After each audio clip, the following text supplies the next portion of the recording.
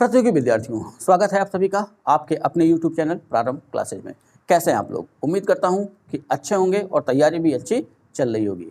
आज की video class की बात करें तो आज की वीडियो क्लास संदर्भित है एक करंट के मुद्दे को जो काफ़ी महत्वपूर्ण है और मैं उम्मीद करूँगा कि आप इस वीडियो क्लास को पूरा देखें जिससे कि आपके ज्ञान में बढ़ोतरी हो सके। तो आज की वीडियो क्लास को हम जोड़ेंगे, भले ही करंट का मुद्दा है लेकिन हम जोड़ेंगे इसको भारत के संविधान के साथ, क्योंकि ऐसा जोड़ना पड़ेगा हमें। अगर हम नहीं जोड़ेंगे तो ज्ञान अधूरा रह जाएगा। जैसा कि आप बोर्ड पे देख रहे हैं, आज की वीडियो क्लास की जो हेडिंग है वो है 18वीं लोकसभा 2024 प्रथम सत्र। ठीक है, अभी 2024 में हमने क्या देखा कि भारत की 18वीं लोकसभा का चुनाव संपन्न हुआ। ठीक है, 18वीं लोकसभा का चुनाव संपन्न हुआ, सरकार भी बन चुकी है। इसी संदर्भ में इस क्लास को हमें देखना है। ये ध्यान रखना है कि पिछली 17वीं लोकसभा का कार्यकाल समाप्त होने से पहले ही नई लोकसभा का चुनाव करा लिया जाता है। ऐसी व्यवस्था है संविधान में। तो यहाँ पे ध्यान रखना है कि नई लोकसभा का चुनाव जब भी होगा तो पुरानी लोकसभा को मंत्रिपरिषद की सिफारिश पर राष्ट्रपति कर देंगे भंग। लेकिन यहाँ ध्यान रखिएगा कि मंत्रिपरिषद अपने पद पर तब तक बनी रहेगी जब तक कि नई लोकसभा का मंत्रिपरिषद अपना पद संभाल नहीं लेता है। ठीक है, तो उसी संदर्भ में ध्यान रखना है कि 18वीं लोकसभा की अधिसूचना जारी की राष्ट्रपति ने, लेकिन यहाँ ध्यान रखिएगा कि चुनाव की अधिसूचना राष्ट्रपति जारी करेंगे लेकिन चुनाव कार्यक्रम की अधिसूचना जारी करेगा निर्वाचन आयोग, यानी भारत का चुनाव आयोग। तो यहाँ भी प्रक्रिया वही है, वहीं से शुरुआत करते हैं। ठीक है, तो पहला क्वेश्चन ये बनाते हैं कि 2024 में किस क्रम की लोकसभा के चुनाव हुए। तो इसका आंसर सीधा है 18वीं लोकसभा के चुनाव हुए। ठीक, तो 18वीं लोकसभा के चुनाव कार्यक्रम की घोषणा निर्वाचन आयोग ने कब की? अगर उस तिथि की बात करें तो वो तिथि थी 16 मार्च 2024 और निर्वाचन आयोग ने इस दिन 18वीं लोकसभा चुनाव कार्यक्रम की अधिसूचना जारी कर दी और इसके तहत ये तय किया गया कि जो 18वीं लोकसभा के चुनाव होंगे वो कराए जाएंगे 7 चरण में। ये दूसरा सबसे बेसिक क्वेश्चन बनेगा आपके लिए कि 18वीं लोकसभा के चुनाव कितने चरणों में संपन्न हुए। तो ये चुनाव कराए गए 7 चरण में, यानी मतदान के चरण रखे गए 7। और इन 7 चरणों की तिथि की बात की जाए तो पहले चरण का मतदान हुआ 19 अप्रैल को, दूसरे चरण का मतदान हुआ 26 अप्रैल को, तीसरे चरण का मतदान हुआ 7 मई को, चौथे चरण का मतदान हुआ 13 मई को, पांचवें चरण का मतदान हुआ 20 मई को, छठवें चरण का मतदान हुआ 25 मई को और सातवें चरण का मतदान हुआ 1 जून को। और मतगणना या कहते हैं कि परिणाम कब आया, तो मतगणना हुई 4 जून को और सामान्यतः रात होते होते सारी सीटों के परिणाम आ चुके थे। अब परिणाम की बात करें तो 18वीं लोकसभा का जो चुनाव हुआ उसके क्या परिणाम आए, तो परिणाम की बात करें तो सर्वाधिक सीटें जीतने वाली पार्टी रही भारतीय जनता पार्टी।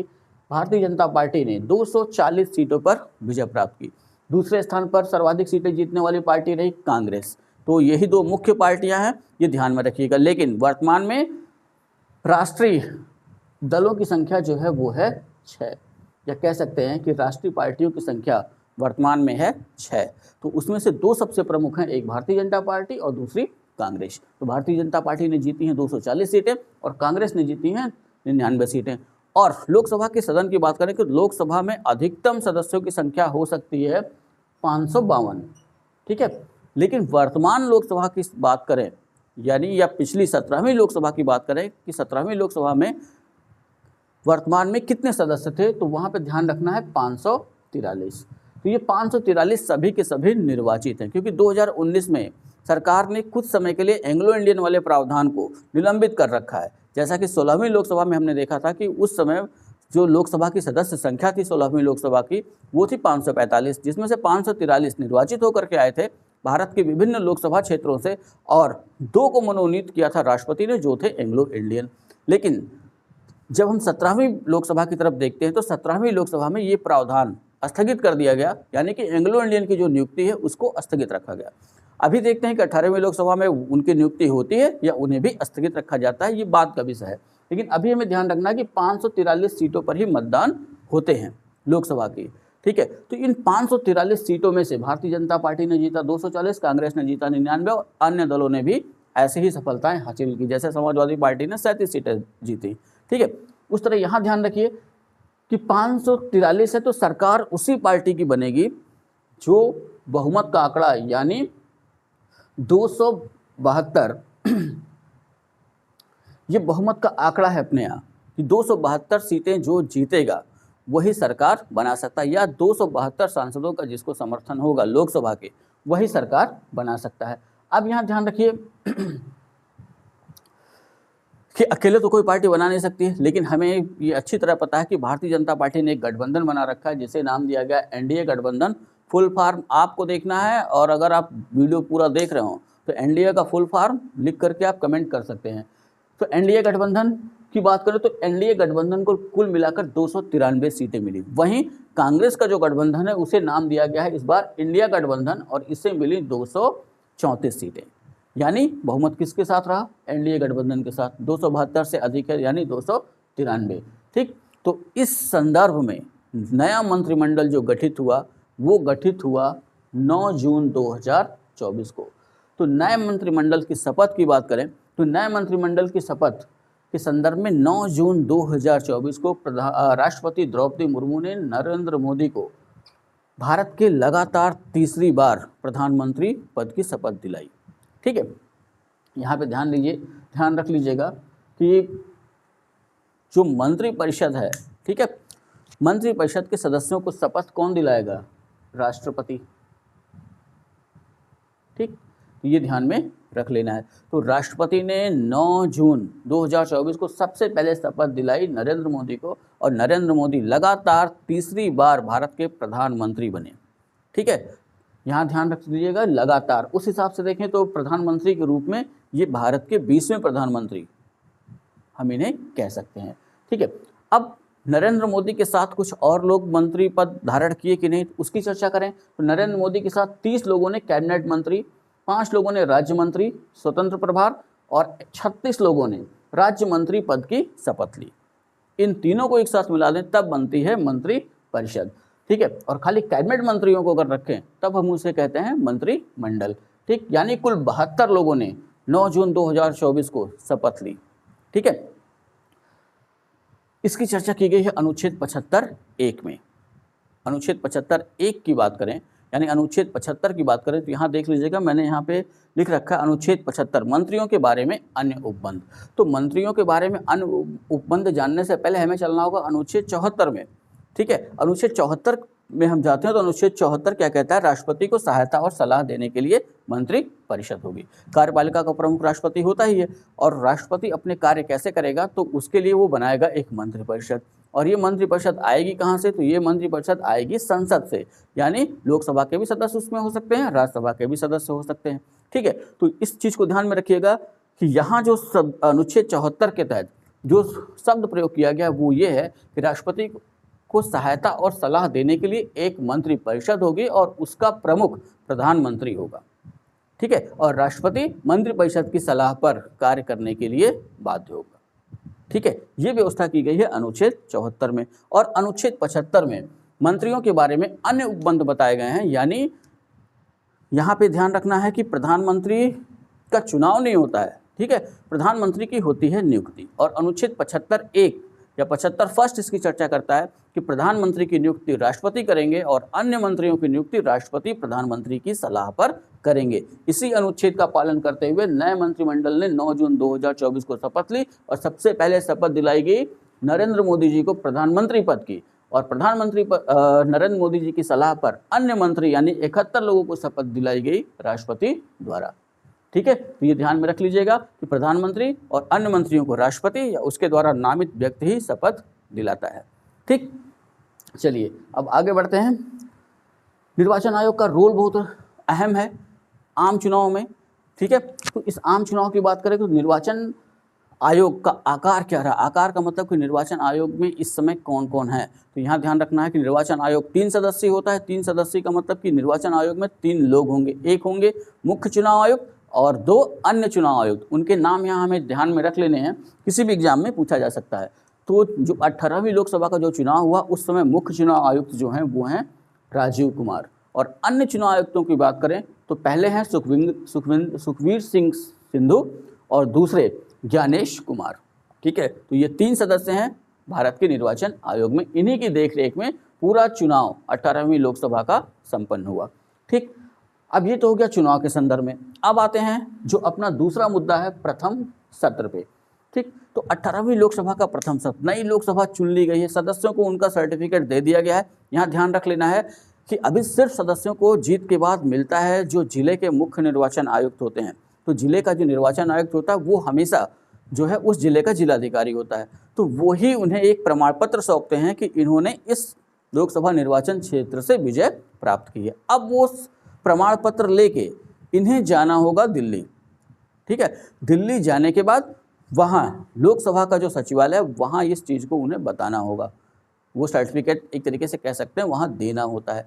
उसके बाद राष्ट्रपति ही लोकसभा के सत्र को आहूत करते हैं, आहूत का मतलब बुलाते हैं। ठीक है, अनुच्छेद 87 फर्स्ट के तहत। ठीक, तो राष्ट्रपति क्या करे, राष्ट्रपति ने लोकसभा, नई लोकसभा चुन ली गई है, अब लोकसभा का सत्र भी बुलाना है क्योंकि अभी बहुत काम बाकी है। पहला सत्र काफ़ी महत्वपूर्ण होता है, तो उसे यहाँ समझिएगा कि लोकसभा का सत्र जो बुलाया गया वो बुलाया गया 24 जून से 3 जुलाई के लिए, यानी 18वीं लोकसभा का पहला सत्र पहला, दूसरा, तीसरा, चौथा ऐसे करके होगा। साल में अमूमन 3 सत्र बुलाए जाते हैं। ठीक है, उस हिसाब से, और एक सत्र कई दिनों में बटा होता है और ये देखना होता है कि उन दिनों के तहत कितनी बैठकें हुई। तो यहाँ अगर हम चर्चा करें तो 18वीं लोकसभा का जो पहला सत्र है वो 24 जुलाई को बुलाया गया, 24 जुलाई से लेकर के 24 जून को बुलाया गया और 24 जून से ये सत्र चलेगा आपका 3 जुलाई 2024 तक। इस दौरान कुल हुए 10 दिन और इस 10 दिन के दौरान 8 बैठकें संसद की होंगी। ठीक है, यहाँ ध्यान रखिएगा कि राज्यसभा की बैठकें भी इसमें शामिल होंगी कुछ, लेकिन पहले लोकसभा का चुनाव हुआ है इसलिए पहले लोकसभा की बैठकें शुरू हो जाती हैं। ठीक है, तो 24 जून को लोकसभा 18वीं लोकसभा का पहला सत्र बुलाया गया और पहली बैठक हुई 24 जून को। ठीक है, तो जो पहली बैठक होती है उस दिन जो पहला काम होता है लोकसभा में, जो नई लोकसभा चुन के आती है वो जो पहला काम करती है नई लोकसभा वो करती है, यहाँ ध्यान रख लेना है कि जो पहली लोकसभा का सत्र राष्ट्रपति बुलाएंगे तो वो इसलिए बुला रहे हैं कि पहले तो इन सदस्यों को दिलानी होगी शपथ। ठीक है, यही पहला काम होगा क्योंकि शपथ लेने के बाद ही वो सांसद कहे जाएंगे आधिकारिक रूप से। ठीक, तो इस हिसाब से 24 जून को सत्र बुला लिया गया, लेकिन इस सत्र की अध्यक्षता कौन करेगा, क्योंकि जैसे कि व्यवस्था है संविधान में, उस संविधान की व्यवस्था के तहत अगर आप इधर देखें तो इधर मैंने कुछ अनुच्छेद लिख रखे हैं। यहाँ पे अनुच्छेद 95 पे ध्यान रखना है आपको। अनुच्छेद 95 क्या कहता है, अध्यक्ष के पद के कर्तव्यों का पालन करने या अध्यक्ष के रूप में कार्य करने की उपाध्यक्ष या अन्य व्यक्ति की शक्ति। ठीक है, तो जो व्यवस्था अपने यहाँ ये है, अगर हम इसको अनुच्छेद 94 के साथ जोड़ें कि अध्यक्ष और उपाध्यक्ष का पद रिक्त होना, पद त्याग और पद से हटाया जाना, तो अनुच्छेद 94 ये व्यवस्था करता है कि अध्यक्ष और उपाध्यक्ष का पद कैसे रिक्त होगा। ठीक, या तो वो लोकसभा की सदस्यता उनकी समाप्त हो जाए या वो लोकसभा की सदस्यता से त्यागपत्र दे दें, तो उन्हें लोकसभा के अध्यक्ष और उपाध्यक्ष पद से भी त्यागपत्र देना होगा। उसी संदर्भ में ये ध्यान रखना है कि लोकसभा 14 दिन की पूर्व सूचना दे करके साधारण बहुमत से कभी भी लोकसभा अध्यक्ष और उपाध्यक्ष को उनके पद से हटा सकती है। ठीक है, इसी अनुच्छेद में ये भी चर्चा की गई है, यानी मैं 94 की बात कर रहा हूँ, इसी अनुच्छेद में ये भी चर्चा की गई है कि लोकसभा अध्यक्ष उपाध्यक्ष को और उपाध्यक्ष लोकसभा को अपना त्यागपत्र सौंप सकते हैं। लेकिन यहाँ एक चीज़ ध्यान रख लीजिएगा कि लोकसभा के अध्यक्ष और उपाध्यक्ष पद से इन्हें हटाया जा रहा है, न कि लोकसभा के सदस्य के पद से। लोकसभा के सदस्य तब भी बने रहेंगे। ठीक है, ये ध्यान में रखना होगा। इसी अनुच्छेद 94 में एक और परंतु जोड़ा गया है, यानी कि सबसे लास्ट में परंतु करके दिया हुआ, और वहाँ ये बताया गया है कि जो भी लोकसभा, यानी जैसे 17वीं लोकसभा का कार्यकाल समाप्त हुआ, तो अगर पिछली लोकसभा का कार्यकाल समाप्त हो जाता है, लोकसभा भंग भी हो जाती है, लेकिन तब भी लोकसभा अध्यक्ष तब तक अपने पद पर बना रहेगा जब तक कि नई लोकसभा चुनकर आनी जाती है, उसका पहला सत्र शुरू नहीं हो जाता है। ठीक है, तो ये परंतु दिया गया है 94 में। तो उसी अनुसार यहाँ क्या ध्यान रखना है कि ओम बिरला पिछली भी लोकसभा के अध्यक्ष थे, तो वो 17वीं लोकसभा थी। ठीक है, तो वो तब तक अपने पद पर बने रहे, यानी 23 जून तक वो अपने पद पर बने रहे। 24 जून को जैसे ही पहला सत्र बुलाया गया, वैसे ही उनका 17वीं लोकसभा वाले अध्यक्ष का कार्यकाल वो हो गया समाप्त। अब यहाँ ध्यान रखिए अनुच्छेद 95। अनुच्छेद 95 क्या कर, अध्यक्ष के कर्तव्यों का पालन करने या अध्यक्ष के रूप में कार्य करने की उपाध्यक्ष या अन्य व्यक्तियों की शक्ति, ये कहता है अनुच्छेद 95। अब इसी से जोड़ना है, यहीं से जो नियुक्ति हो रही है वो हो रही है प्रोटेम स्पीकर की।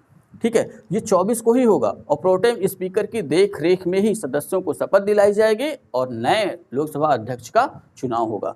तो यहाँ जो व्यवस्था है कि अगर अध्यक्ष का पद रिक्त है तो उपाध्यक्ष अध्यक्ष के कर्तव्यों का पालन करेगा, और अगर उपाध्यक्ष का पद भी रिक्त है तो राष्ट्रपति लोकसभा में से जिस सदस्य को चाहे वो सदस्य लोकसभा अध्यक्ष के कर्तव्यों का पालन करेगा। तो उसी यानी कि अनुच्छेद 95 से ही इसको रिलेट करेंगे या जोड़ते हैं तो हमको मिलता है प्रोटेम स्पीकर का पद। लेकिन प्रोटेम स्पीकर के बारे में संविधान में कहीं भी चर्चा नहीं की गई है। ठीक है, प्रोटेम की बात करें तो लैटिन भाषा का शब्द है जिसका हिंदी अर्थ होता है अल्पकालीन, यानी थोड़े समय के लिए। तो प्रोटेम स्पीकर के तौर पर जिस व्यक्ति की नियुक्ति हुई वो थे भर्तृहरि महताब। इनका नाम ध्यान में रख लीजिएगा कि 18वीं लोकसभा के प्रोटेम स्पीकर भर्तृहरि महताब। ठीक है, ये किस लोकसभा क्षेत्र से जीत कर आए हैं? तो कटक लोकसभा क्षेत्र उड़ीसा से जीत करके आए हैं। ठीक है, वहाँ से सांसद हैं। 24 जून को इनकी नियुक्ति की गई राष्ट्रपति द्वारा। भर्तृहरि महताब के बारे में अगर जानना तो 7 बार ये सांसद रह चुके हैं, जिसमें से 6 बार बीजू जनता दल ये उनकी पार्टी थी, और इस बार 2024 में उन्होंने पार्टी परिवर्तित की और इस बार वो बीजेपी के चुनाव चिन्ह से चुनाव लड़े और विजय हासिल की 2024 में। इसलिए भर्तृहरि महताब को प्रोटेम स्पीकर बनाया गया। अब प्रोटेम स्पीकर की नियुक्ति की बात करें तो अनुच्छेद 95 को ध्यान में रखिएगा। इनकी नियुक्ति राष्ट्रपति द्वारा वर्तमान नवनिर्वाचित सांसदों में से वरिष्ठतम के आधार पर की जाती है। अब यहाँ ध्यान रख लेना है कि यहाँ जो वरिष्ठतम शब्द जुड़ा हुआ है, ठीक है, तो यहाँ वरिष्ठतम का मतलब उम्र से नहीं है, यहाँ वरिष्ठतम का मतलब कि लोकसभा में वरिष्ठ। तो वरिष्ठ कैसे? उनके कार्यकाल के हिसाब से कि कौन सा व्यक्ति ऐसा है जो सबसे अधिक बार लोकसभा में चुन करके आया है। अब इस हिसाब से देखो तो थोड़े नियम का उल्लंघन यहाँ भी हुआ है, क्योंकि यहाँ के सुरेश की बात करें जो इंडिया गठबंधन के अध्यक्ष पद के प्रत्याशी थे, तो ये 8 बार सांसद रह चुके हैं। लेकिन जाहिर सी बात है जो सत्ता यानी कि जो सरकार बनाया, बीजेपी ने सरकार बनाई है, तो जाहिर सी बात है उसका वर्चस्व वहाँ पे ज़्यादा रहेगा। तो इसी संदर्भ में भर्तृहरि महताब को प्रोटेम स्पीकर नियुक्त किया गया। ठीक है, और कौन नियुक्त करेगा? राष्ट्रपति। अगर कभी अनुच्छेद पूछ ले कि किस अनुच्छेद के तहत, तो स्पष्ट तो नहीं संविधान में, लेकिन हम ये कह सकते हैं कि अनुच्छेद 95 को संदर्भ में रखते हुए या 95 को अगर ध्यान में रखा जाए तो अध्यक्ष और उपाध्यक्ष का पद रिक्त हो तो राष्ट्रपति को यह अधिकार है कि वो लोकसभा के सदस्यों में से ही किसी को भी अस्थायी अध्यक्ष के रूप में नियुक्त कर सकते हैं। ठीक है, तो ये ध्यान में रखिएगा। प्रोटेम स्पीकर का कार्य क्या है? तो प्रोटेम स्पीकर का कार्य है संसद लोकसभा के जो नवनिर्वाचित सदस्य आए हैं उनको शपथ दिलाना। ठीक है, जिनको हम लोकसभा के सदस्यों को भी हम सांसद कहते हैं, राज्यसभा के सदस्यों को भी सांसद कहते हैं। सांसदों को शपथ दिलाना, और ये शपथ किस अनुच्छेद के तहत दिलाई जाएगी? अनुच्छेद 99। यहाँ ध्यान रखिए, अनुच्छेद 99 सदस्यों द्वारा शपथ या प्रतिज्ञान। इसमें यह कहा गया है कि संसद सदस्यों को शपथ राष्ट्रपति या उसके द्वारा नामित व्यक्ति के समक्ष लेनी होगी और उस पर हस्ताक्षर करना होगा। ठीक है, सारी चीज़ें लिखित ही होती हैं। तो यहाँ ध्यान रखिए, अनुच्छेद 99 के तहत लोकसभा और राज्यसभा दोनों के सदस्य शपथ लेते हैं, केवल लोकसभा नहीं। ठीक है, और कौन दिलाएगा इन सदस्यों को शपथ? राष्ट्रपति या उसके द्वारा नामित व्यक्ति। तो राष्ट्रपति महोदय 543 को शपथ तो दिला नहीं सकते, काफ़ी समय लगेगा, इसलिए वो क्या करते हैं 5 या 6 लोगों को, जैसे प्रोटेम स्पीकर को, और ऐसे ही उनके साथ कोई जो लिस्ट बनी हो 5, 6, 7 लोगों की, उनको शपथ दिला देते हैं और अपने तरफ से नामित कर देते हैं कि आप लोकसभा के सदन में जाइए और वहाँ अन्य लोगों को शपथ दिला दीजिए। समझ में आया? दूसरा काम जो प्रोटेम स्पीकर का है वो है लोकसभा अध्यक्ष का चुनाव करना। तो लोकसभा अध्यक्ष के चुनाव करने के संदर्भ में यहाँ ध्यान रखिए अनुच्छेद 93। तो अनुच्छेद 93 क्या कहता है कि लोकसभा यथाशीघ्र अपना एक अध्यक्ष और उपाध्यक्ष चुनेगी, और जब जब ये पद खाली होगा तब तब लोकसभा अपना एक अध्यक्ष और उपाध्यक्ष चुनेगी। ऐसा 93 में स्पष्ट किया गया है। अनुच्छेद 93 के अनुपालन में ही प्रोटेम स्पीकर की देखरेख में ही नई लोकसभा अध्यक्ष का चुनाव करा लिया जाता है। ठीक है, अब चलते हैं, इतना तो प्रोटेम स्पीकर के बारे में हो गया। अब जो लोकसभा का जो 18वीं लोकसभा का सत्र प्रारंभ हुआ है उसको डे वाइज या दिन के अनुसार देख लेते हैं। तो 24 और 25 जून को नवनिर्वाचित लोकसभा के सदस्यों का शपथ ग्रहण हुआ। ठीक है, और 26 जून 26 जून को लोकसभा अध्यक्ष का चुनाव हुआ और इस बार चुनाव काफ़ी ही इंटरेस्टेड रहा, या कह सकते हैं कि काफ़ी मज़ेदार रहा। वो इसलिए कि 50 साल बाद ऐसा माना जा रहा है कि 50वें दशक में ऐसी स्थिति बनी कि लोकसभा के अध्यक्ष के लिए 2 व्यक्तियों का नाम प्रस्तावित किया गया। जैसा कि इंडिया गठबंधन का ये कहना था कि उपाध्यक्ष का पद उन्हें दे दिया जाए, तो वो भारतीय जनता पार्टी यानी एनडीए जिस पद को या जिस व्यक्ति को लोकसभा अध्यक्ष बनाना चाहती वो भी समर्थन कर देंगे, लेकिन ये बात बनी नहीं और इस वजह से 18वीं लोकसभा के अध्यक्ष पद का इस बार कराना पड़ा चुनाव। ठीक है, चुनाव का मतलब वैसे मत समझिएगा, यहाँ पे सीधा सा चुनाव का तात्पर्य यह है कि लोकसभा के जितने भी सदस्य हैं वो 2-3 नाम जो प्रस्तावित किए जाएंगे, जिसपे सबसे अधिक लोग सहमत होंगे वही लोकसभा का अध्यक्ष बन जाएगा। तो यहाँ 18वीं लोकसभा के अध्यक्ष में यहाँ ध्यान रखना है कि जो अध्यक्ष बनाए गए हैं 26 तारीख को जिन्होंने जीत हासिल की वो हैं ओम बिरला, और ये भी ध्यान रखिएगा कि 17वीं लोकसभा के भी अध्यक्ष यही थे। बीजेपी के सांसद हैं, ठीक है, और अनुच्छेद 93 के तहत ही इनकी नियुक्ति की गई है। ठीक है, या नियुक्ति नहीं कहेंगे, 93 के तहत ही ये अध्यक्ष बने हैं। और यहाँ ये ध्यान रख लीजिएगा कि लोकसभा के अध्यक्ष और उपाध्यक्ष या प्रोटेम स्पीकर के लिए शपथ का कोई प्रावधान नहीं है। प्रोटेम स्पीकर हों, अध्यक्ष हों या उपाध्यक्ष हों लोकसभा के, वो जो शपथ लेते हैं एक सांसद सदस्य के रूप में ही शपथ लेते हैं, यानी अनुच्छेद 99 के ही तहत। ठीक है, अब ओम बिरला जी की बात कर लीजिए तो कोटा लोकसभा क्षेत्र से निर्वाचित होकर के आए, लगातार दूसरी बार लोकसभा के अध्यक्ष बने हैं और दूसरी बार लोकसभा के अध्यक्ष बनने वाले 6ठे व्यक्ति हैं। ठीक है, तो यहाँ ये भी ध्यान रखिएगा ओम बिरला 3 बार सांसद रह चुके हैं। ठीक है, 3 बार सांसद के रूप में चुने गए हैं, ये भी पॉइंट ध्यान में रखना है। ठीक, अब एनडीए गठबंधन ने जहां ओम बिरला को उतारा था वहीं इंडिया गठबंधन ने जिस व्यक्ति को उतारा था वो हैं के सुरेश। ठीक है, अब इंडिया गठबंधन के प्रत्याशी थे के सुरेश, केरल राज्य से ही आते हैं, 8 बार लोकसभा के सांसद रह चुके हैं। ठीक है, लेकिन एनडीए का बहुमत था, इस वजह से जो वोटिंग हुई, वोटिंग का मतलब कि जो इनका चुनाव हुआ तो सबसे पहले ध्वनिमत से हुआ और ध्वनिमत से ही चुनाव में ओम बिरला जी को विजयी घोषित कर दिया गया। ये कह सकते हैं कि ओम बिरला ध्वनिमत से चुने गए। तो संसद में 3 प्रक्रियाओं का पालन किया जाता है। एक तो बहुमत से, यानी कि सभी सहमत हैं, कुछ भी कराने की जरूरत नहीं है। ठीक है, तो वहाँ पे काम बन जाता है। दूसरा क्या होता है कि जो मुद्दा है, जैसे यहाँ पे क्या मुद्दा था, यहाँ पे मुद्दा ये था कि लोकसभा का अध्यक्ष चुनना था, तो 2 नाम प्रस्तावित किए गए, तो ओम बिरला जी का नाम लिया गया और उस समय प्रोटेम स्पीकर द्वारा पूछा गया कि भाई कितने लोग इनके नाम से सहमत हैं, कि कितने लोग सहमत हैं और कितने लोग असहमत हैं। अगर सहमत वालों की आवाज़ तेज आई और असहमत वालों की आवाज़ धीमे आई तो उसी आधार पर जो उसमें प्रोटेम स्पीकर हैं वो ओम बिरला को लोकसभा का अध्यक्ष घोषित किए या घोषित कर सकते हैं। ठीक है, हाँ, लेकिन इससे पहले पूछना होगा उन्हें सदन से कि क्या अभी भी मतदान कराने की जरूरत है। अगर ध्वनिमत बराबर है, यानी हाँ और ना दोनों बराबर आवाज़ें आ रही हैं, तब उस संदर्भ में जो लोकसभा के उस समय अध्यक्ष के कुर्सी पर होंगे, यानी जो प्रोटेम स्पीकर हैं, वो कराएंगे मतदान में जिसको ज़्यादा मत मिलेंगे वो बन जाएगा अध्यक्ष। तो इसी प्रक्रिया के यहाँ पालन किया गया और ओम बिरला ध्वनिमत से ही, ठीक है, ध्वनिमत से ही चुन लिए गए, यानी विपक्ष ने इस पर कोई आपत्ति नहीं की, इंडिया गठबंधन ने, और उन्होंने कहा ठीक है।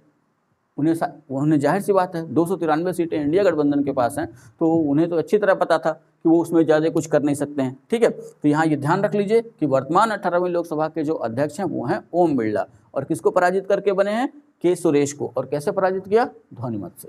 ठीक है, अब आगे आते हैं 27 जून, यानी आज क्या हुआ, तो आज के संदर्भ में महत्वपूर्ण है, उसे ध्यान में रखिएगा कि राज्यसभा का 264वां सत्र प्रारंभ हुआ। ठीक है, पहला पॉइंट तो ये ध्यान में रख लेना है। 24, 25, 26 ये 3 दिन कार्रवाई चलती रही लोकसभा के संदर्भ में। जब अध्यक्ष का पद का चुनाव हो गया, ठीक है, अब ये मान लिया गया कि लोकसभा शुरू हो गई। ठीक, सदस्यों ने शपथ ले ली है, अध्यक्ष का चुनाव हो चुका है, अब लोकसभा की कार्रवाई जारी हो जाएगी। तो उस संदर्भ में राज्यसभा का 226वां सत्र शुरू हुआ 27 जून को, तो यही पॉइंट ध्यान में रखिएगा। ठीक है, संसद का सत्र शुरू हुआ 24 जून से लेकर के 3 जुलाई तक चला। ठीक है, या चलेगा अभी। उसी संदर्भ में ध्यान रखना है कि राज्यसभा का जो 264वां सत्र है वो शुरू हुआ 27 जून को। ठीक है, और इसी के साथ 27 जून को ही राष्ट्रपति का अभिभाषण हुआ अनुच्छेद 87 के तहत। ठीक है। तो अनुच्छेद 87 यहाँ पे ध्यान दीजिए, राष्ट्रपति का विशेष अभिभाषण। तो इस अनुच्छेद 87 में जो व्यवस्था की गई है वो व्यवस्था ये की गई है, यहाँ बताया गया है कि जब नई लोकसभा चुन के आएगी तब, ठीक है, और हर वर्ष यानी प्रत्येक वर्ष संसद के पहले सत्र में राष्ट्रपति दोनों सदनों को संवेद बुलाएंगे और वहां अपना अभिभाषण करेंगे। यहाँ पे ध्यान रखिएगा, संयुक्त अधिवेशन से थोड़ा सा अलग है, 108 यहाँ पे दिमाग में नहीं आना चाहिए, ठीक। यहाँ केवल अनुच्छेद 87 होना चाहिए कि अभी इस बार क्या हुआ, नई लोकसभा चुन के आई, इसलिए राष्ट्रपति ने दोनों को एक साथ बुलाया और आज के दिन यानी 27 जून को ही राष्ट्रपति ने अपना अभिभाषण दिया अनुच्छेद 87 के तहत, ठीक है। तो ये व्यवस्था ध्यान में रख लीजिएगा। यहाँ पे एक चीज़ और ध्यान रखिएगा, राष्ट्रपति जो अभिभाषण देते हैं वो अपने मन से कुछ भी नहीं बोलते। राष्ट्रपति का जो भी अभिभाषण है वो तैयार करता है केंद्रीय मंत्रिमंडल। इस पॉइंट को भी ध्यान में रखिएगा कि राष्ट्रपति का जो अभिभाषण 27 जून को हुआ उसे तैयार किया केंद्रीय मंत्रिमंडल ने, ठीक। और किस अनुच्छेद के तहत उन्होंने दिया अपना अभिभाषण, अनुच्छेद 87 के तहत।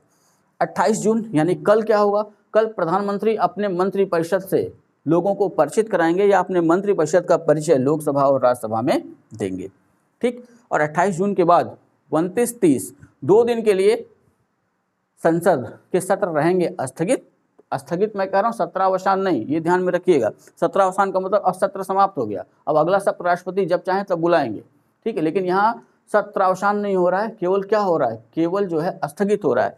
तो 28 जून के बाद वो इसलिए स्थगित हो रहा है कि ये जो राष्ट्रपति ने अपना अभिभाषण दिया है इस पर आएगा धन्यवाद प्रस्ताव और उस पर होगी सदन में चर्चा, ठीक है। तो और सदस्यों को पढ़ने के लिए कुछ समय चाहिए, इसलिए ऐसा जो है कार्यक्रम सेट किया गया है। फिर 1 से 3 जुलाई के बीच जो राष्ट्रपति ने 27 तारीख को अभिभाषण दिया है उस पर लाया जाएगा धन्यवाद प्रस्ताव और उस पर सदन में होगी चर्चा, ठीक है। अब 3 जुलाई के बाद राष्ट्रपति 10 दिन का ही सत्र है, राष्ट्रपति इस सत्र को समाप्त घोषित कर देंगे।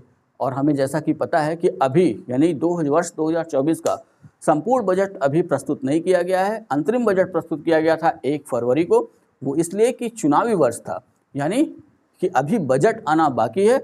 और जैसा कि सभी को उम्मीद है कि 15 से 20 दिनों के भीतर एक बार फिर संसद का सत्र बुलाया जाएगा और बजट प्रस्तुत किया जाएगा वर्ष 2024 का, ठीक है। तो ये सारी चीज़ें जो मैंने आपके सामने रखी, सबको ऐसे ही अनुच्छेदों के साथ जोड़ के रखिएगा। अब इतने अनुच्छेद आने वाली परीक्षाओं में इस समय काफ़ी महत्वपूर्ण होंगे, ठीक है। अनुच्छेद 74, अनुच्छेद 75, अनुच्छेद 93, अनुच्छेद 87, अनुच्छेद 99, अनुच्छेद 94, अनुच्छेद 95।